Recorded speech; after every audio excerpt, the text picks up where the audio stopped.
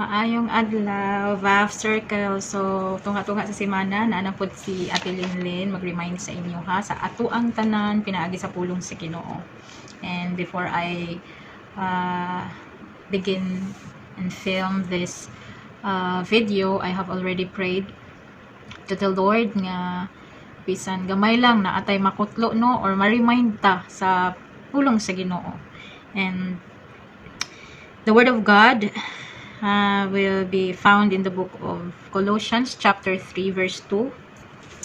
Nagingon siya din hiigsoon, set your mind on things above, not on things on the earth.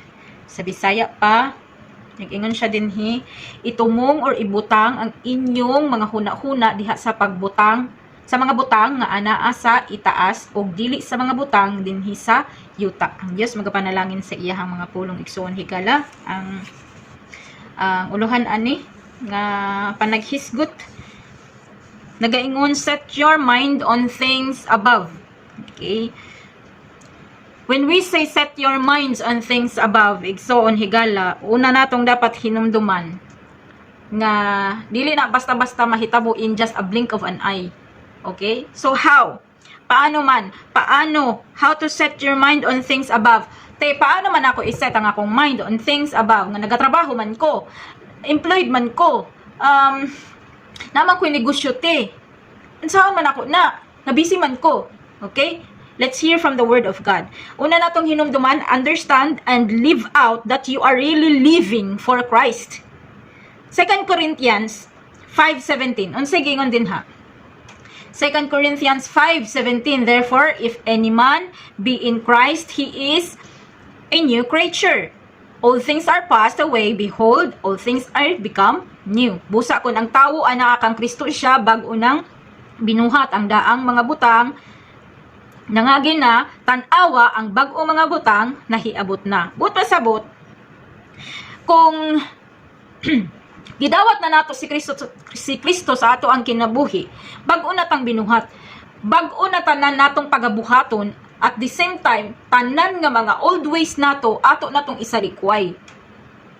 O pasabot, kung sa una nga wala pa ta sa relasyon sa ato ang buhi nga Dios, tamad kaayo ta mo basa sa Bible, tamad kay ta mo ampo hayaan ra nato ato ang kagalingon nga dili masabtan ang pulong sa Ginoo. Karon nga naa nata sa Ginoo, karon nga naa nata sa pagpakigrelasyon sa Ginoo, maningkamot ta. We should understand nga dapat naatay buhaton for us nga mugrow ta. At the same time, ma-live out nato ang ato ang relasyon diha sa Ginoo, ang atong pagkinabuhi uban kang Kristo. Okay? So, understanding and living out that Christ is really in us, kinahanglan ang application of God's word sa ato ang kinabuhi. Igsoon higala, dili pwede nga magbasa lang ta og Bible pero dili na to i-apply. Dili pwede nga mag-devotion ta pero walay application. Devotion kag pray without ceasing, pero pagkaugma kalimot kag ampo, kagabi diretso ra kahagok. Walay application sa pulong sa Ginoo, dili na mao. Okay? When understanding and living out that you are really living for Christ, we have to apply the word of God sa ato ang mga kinabuhi. Kaduha, set us an example. Iset nimo imuhang kaugalingon nga example sa uban nga nagatan-aw sa imuha. Kung ang imuhang bana or ang imong anak naana sa Ginoo pero murag wala pay relasyon sa Ginoo, ikaw ang mag-set og example. Makita dapat nila sa imuhang kinabuhi, makita nila sa imuhang daily life. Gaun sa nagabasa kag Bible, nga nagameditate ka. Tibuok ba adlaw dapat magbasa og Bible? No. Even a 5-minute reading of God's word enough na. So long as naa kay na-absorb nga pulong sa Ginoo, at the same time ma-apply nimo sa imuhang kaugalingon. Alright? Set us an example. Okay? Sunod, Colossians 3:3. Yun sa gingon din ha. Bisaya ta ha.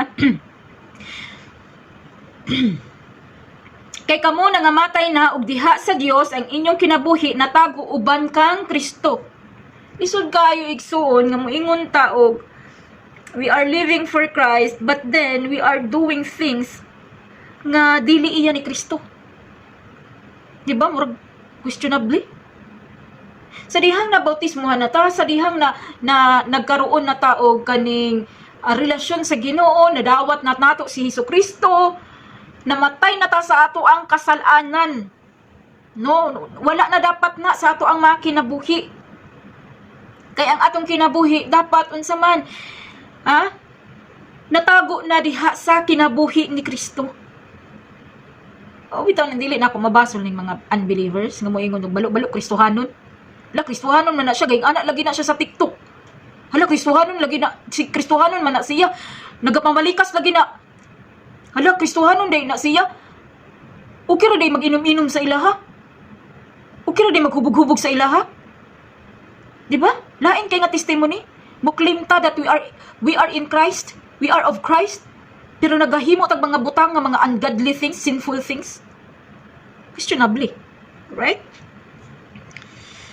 So isa na siya nga reminder how to set your mind on things above, understand and live out that you are really living for Christ. Sabto nimo. Nagkinabuhi ba jud ko diha kang Kristo? Nadawat na ba jud nako si Kristo? Butang na ba jud nako sa kung hunahunag kasing-kasing kung kinsa si Kristo sa akong kinabuhi? Or nagpakitang tao ra ko kaniadto? Nana ba jud ko yung relasyon sa Ginoo? Pero nganong tamad man ko mubasa og Bible? Nana ba jud ko yung relasyon sa Ginoo? Nganong dili man ako ni ma-apply? Gihigugma ba jud nako ang Ginoo? Okay? So, understand. Kay kung dili man gud nato masabtan mismo sa atong mga kagalingon igsoon ni Gala. Kung dili nato masabtan ang pulong sa Ginoo, kung dili nato masabtan kung kinsa si Kristo sa ato ang kinabuhi, unsay purpose niya sa ato ang kinabuhi, dili nato ma-apply ang iyang pulong, dili nato mahimo ang atong mga kagalingon nga good example sa uban. Hangtod dili nimo personal masabtan ug ma-live out ang pulong sa Ginoo, dili nimo na ma-apply sa imong kaugalingon. Wala ka mismo nakasabot. Ikaduha, remove or put to death sinful conducts and earthly ideas. Paano na to iset ato ang mind on things above? Ikaduha, remove. Kuhaa, tangtanga, undanga. Put to death, patya. Unsa man mga sinful conducts. Kani baya ang gisulatan bayaan ni Apostol Paul mga Kristohanon. But pasabot na apagyoy mga Kristohanon nga nagabuhat og mga dili Dios nun nga mga binuhatan. Remove and put to death sinful conducts and earthly ideas. Colossians 3:5-9. Say giingon din ha. Colossians 3:5-9. I'm reading Bisaya. Say giingon din he. Busa, pakamatyan ninyo ang inyong mga bahin nga mga sayuta. Sabugna, busa patyan ninyo ang mga yutanong butang diha sa inyong or sa sulod ninyo. Tanawa sa sulod ninyo. Pakighilawas, kahugaw, pangibog nga unod nun, daotang tinguha ug ang kadalo nga maoy pagsimba sa Dios. Tungod niini mga butanga, ang kabungot sa Dios nagaabot diha sa mga tawong masupilon. Agoy kadelikado no. 7, niini kamo usab na nagawi kaniadto sa nagkinabuhi pa kamo niining mga butanga. Apan karon kinahanglan isalikway ninyo kining tanang mga butanga. Kasuko, kapungot, pagkamadina uton, pagpasipala ug ang mga hilas nga sinultian sa inyong baba. Ayaw na kamo pag binakakay ang usa ngadto sa usa, maingon nga nahukasan na kamo sa inyong daan nga kinaiya uban sa mga batasan niini. Yabi no? Balik ta sa kuanbi sa verse 5. Patyan ninyo ang mga yutanong butang diha sa sulod ninyo, pakighilawas, kahugaw, makihilawason bisan og dili minyo makighilawas. Kahugaw, sa manang kahugaw, tanana tanan na makita nato nga kahugaw sa manang kahugaw. Example na kanang ginatawag nga dali kaayo ta maka example sa ato ang modern world, dali kita maka-share og mga binastos or mga hugaw nga mga hilas nga mga post, no, mga kahugaw. Kahugaw sa huna-huna, kahugaw sa binuhatan, unsa pa man. Pangibog nga unod nun, pangibog, lust of the flesh, gipapatay na sa Ginoo lust of the flesh. Unsa man na, syempre naa na diri ang lawas nun nga kaibog. O kanang magsige tag tanaw og Korean movies, unya magfantasy na ta sa lalaki, magfantasy na ta sa babae. O kaulag na. Pangibog nga unod nun nga ang resulta ni adto na ka CR. O makabalo na kaon sa nahitabo. Daotang tinguha, unsa nga daotang tinguha? O daghan kayong daotang tinguha, tanan na aspeto, pwede ta magkaroon og daotang tinguha, ginapapatay na sa Ginoo sa ato ug ang kadalo nga mao'y pagsimba sa mga Diyos-Diyos, o kanang dalok kayo ka, di ka kabalo mo tabang sa uban, di ka kabalo mo hatag, o dinalok Diyos-Diyos na. Pasig na pa na sa ato igsoon, nala patya na. Napay dalok kayo ka sa bulaton sa Ginoo, di ka kabalo mo tabang, even gani imuhang tithes and offering, wala ni mo gisend sa imuhang pastor, sa imuhang pastora, dinalok na. Pagbantay igsoon kay ang tunglo magsunod-sunod sa imuha. Kung mahitabo, kung di na kinabuhi pa na nimo about sa imuhang finances, kadalok na. Mo claim ka nga membro ka na nga simbahan pero wala ka ga tithes and offering. Mag-isip-isip ka na igsoon higala. Mo claim ka nga membro ka na nga grupo pero wala ka naghimo sa mga butang nga giuyunan sa Biblia o giordinahan sa Ginoo. Questionable na igsoon higala. It's no wonder nga usahay bisag dako na tag sweldo dili pa enough. Asig nagkulang ka na nga bahin igsoon higala. Reminder ni siya. Okay, tungod niining mga butanga ang kapungot sa Dios nagaabot diha sa mga taong masupilon. Tanawa, warning ni ha. Dili kay ta muundang sa ingana ng mga binuhatan nato. Unsay mo banos ang kapungot sa Ginoo sa mga taong masupilon kanang gabi na perminti na kagina remind sa Ginoo.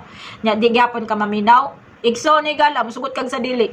Muabot ang pagdisiplina sa Ginoo. Labi nagkabalo ang Ginoo nga anak kaniya, labi mo claim ka nga anak kaniya, disiplinahon disiplinahon ta sa Ginoo igsoon higala.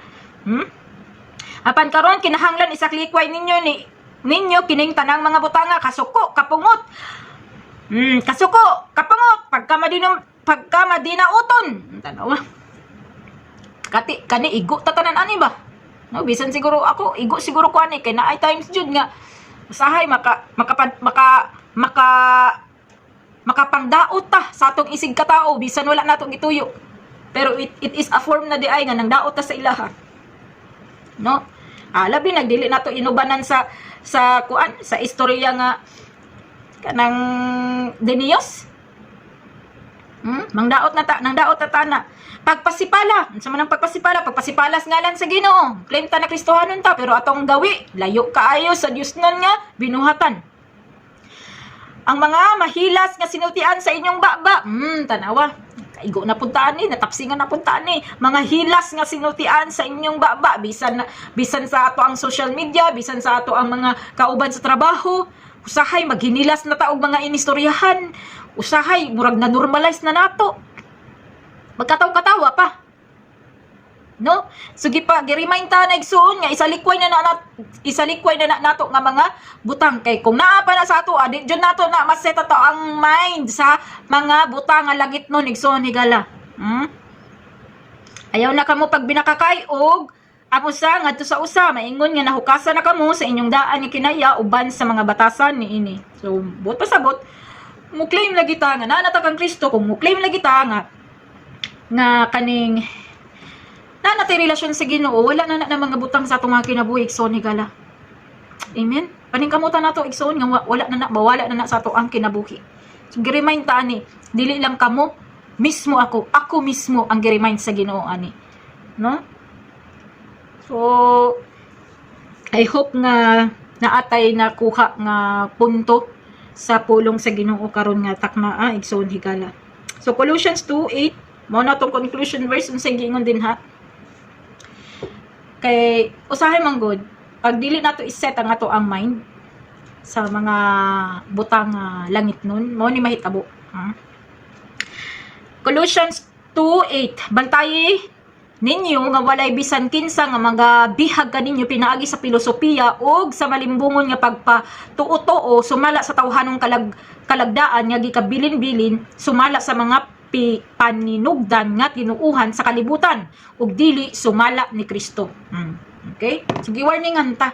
Kung dili man gud ta himasa og Biblia igsuon, kanang atong madunggan sa online, labi nagkaning mga online na mga speakers unya walay i-attach nga pulong sa Ginoo, motuo ra ba dayon ta? Labi nagpabursto O, di ba?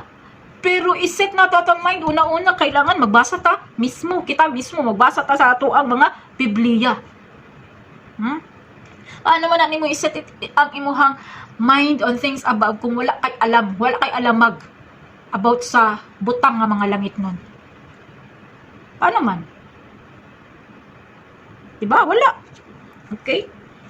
And I will leave you a quote by yours truly. Sige, ingon ako din here. The more we set our minds on things above, the less we get deceived by the earthly things and ungodly ideas we received. Okay? So, the more nga iset na ito ang mind sa mga butang nga langit na nigsuon, everything na ma-receive nato na mga earthly ideas, ungodly ideas, earthly things nga atong makita, online man or sa literal man, dili ta dali ma-deceive. Dili ta dali kanang mahatak ana na mga butang. Kaya nga naman, nakaset ang ato ang mind sa mga butang langit mo. Just magapanalangin siya mga pulong igsoon igala. I hope and I pray na naatay natun-an bisag gamay lang. God bless and to God be the glory.